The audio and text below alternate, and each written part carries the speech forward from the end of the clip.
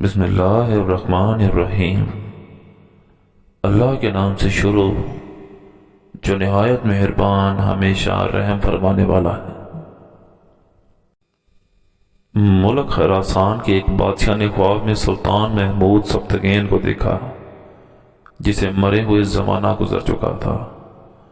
اس کے جسم کے تمام اعضاء بکھر چکے تھے۔ اس کی ہڈیوں کو قبر میں مٹی نے کھا لیا ہے، لیکن اس کی آنکھیں ابھی باقی ہیں، وہ کھلی ہوئی ہیں جیسا کہ وہ ہر طرف دیکھ رہی ہے۔ بادشاہ نے ملک کے اندر اپنے عقل مندوں کو بلایا اور اس خواب کی تعبیر پوچھی۔ وہ سب خواب کی تعبیر بتانے سے قاصر رہے، مگر ایک درویش نے اس خواب کی تعبیر بتائی۔ وہ ابھی تک دیکھ رہی ہیں کہ اس کا ملک دوسروں کے قبضے میں چلا گیا ہے۔ اس حکایت سے ہمیں یہ سبق ملتا ہے کہ یہ دنیا فانی ہے، انسان نے موت کا مزہ چکھنا ہے، اپنی دنیا کو چھوڑ کر زمین کے اندر دفن ہونا ہے۔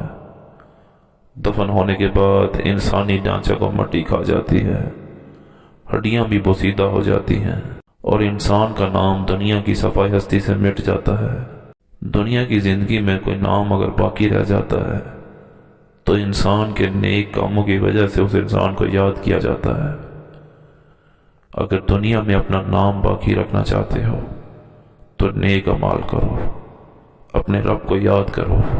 یہ نصیحت ہے ہر اس عقل مند شخص کے لیے جو موت کی حقیقت کو جانتا ہے اور وہ جانتا ہے کہ ایک دن اس دنیا کو چھوڑ جانا ہے، اللہ پاک کے سامنے حاضر ہونا ہے۔ ہمیں ہر وقت اپنی موت کو یاد رکھنا چاہیے۔ کب کس وقت بلاوا آ جائے کچھ پتہ نہیں۔